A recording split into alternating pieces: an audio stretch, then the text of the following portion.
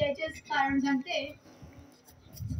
आमच्याकडे शेतकरी गावाचा दर्गा होता, तर म्हणजे बरेचसे लोक आमच्या घरी यायचे आणि सर्वांना म्हणजे काही न घेता त्यांचे दुःखही दूर होत होते तिथे।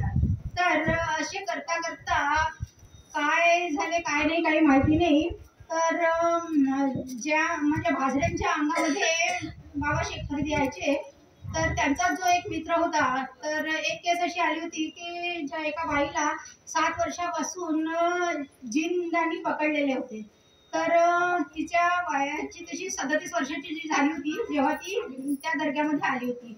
तर त्या जो त्यांचा मित्र होता माझ्या भासऱ्यांचा, तर त्यांनी त्याला सांगितले होते की तू म्हणे रमेश हे तू म्हणजे केस घेऊ नको म्हणे, ही माझ्या हाताची केस आहे। बहुतेक त्यांनी काही 1 लाख रुपये काही असे म्हणून तिला सुधरवीन असं म्हटलं होतं आणि ते त्याचंच सर्व हे होतं।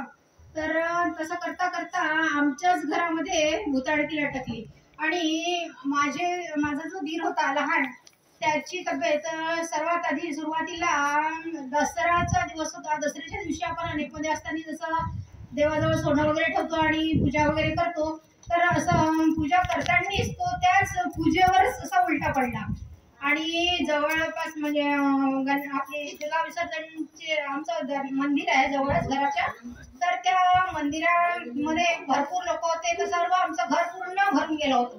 तर डॉक्टर पण होते, 2-3 डॉक्टर होते, तर सर्वांनी तिथं येऊन तेच म्हटलं की म्हणे हा गेला म्हणे। तर तसं सर्वजण होते ना, माझे पतिदेव होते, माझे भासरे होते, तिथं जे मुजावर होते त्या दर्ग्यामध्ये, त्यांनी सर्वांनी म्हणजे त्याला पाठीला वगैरे ठोकपुलीत म्हणजे गॅसेसचं वगैरे तर नाही असं करून, तर त्यांनी डकार दिली आणि तो ठीक झाला। तर असं करता करता म्हणजे प्रत्येक सण, कोणताही सण आला की त्याला तसंच म्हणजे फिट आल्यासारखं जसा एक प्रकार घडत होता। तो कुठेही आम्ही त्याला एकटं जाऊ नव्हतो देत आणि जसंही जिथेही असं झालं, त्याला ट्रेनमध्ये पण झालं, जाता जाता म्हणजे नागपूरलाही असं रस्त्याने चालता चालता त्याला परत तसंच झालं होतं। तर अशा ह्याच्यातून मग जसं माझे भासरे मरण पावले त्याच दिवशी त्याला परत तसंच झालं। तर माझ्या मोठ्या जाऊबाईची बहीण आहे उपरवाईला, तर त्यांनी जसं आम्हाला मार्गदर्शन केलं की म्हणे तुम्ही आता असंच एक एक जीव गमवाल का म्हणे, तुम्हाला सांगतो तुम्ही ऐकत नाही म्हणे, तुम्ही मार्गात येऊन जा म्हणे।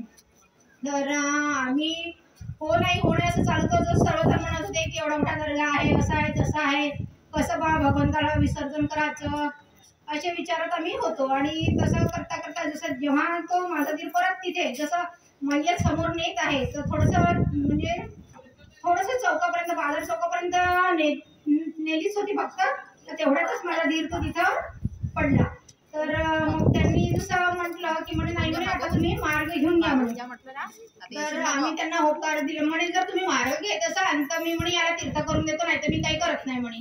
तर आम्ही म्हटलं ठीक आहे म्हणून मग जसं तिने तीर्थ करून दिलं, त्याला आराम झाला आणि आम्ही विचार केला की आता आपण मार्गात यायचं बा म्हणून।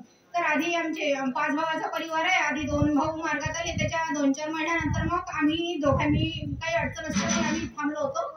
नंतर मग दोघांनी पण मार्ग घेतला आणि मार्ग घेतल्यावर आज आम्ही सुखी संपन्न आहोत। आज आम्हाला कुठल्याही प्रकारचं काहीच टेन्शन नाही आहे आणि सर्व 4-5 भावांचा परिवार सुखी आहे। माझ्या बोलण्या चालण्यात जर काही चूक झाली असेल तर भगवान बाबांची महान देगी बाबा जमदेवजी आई वाराणसी अध्यक्ष संचालक उपस्थित सर्व मंच आणि सेवक सेविका मला क्षमा करते। सर्वांना माझा आदरपूर्वक नमस्कार।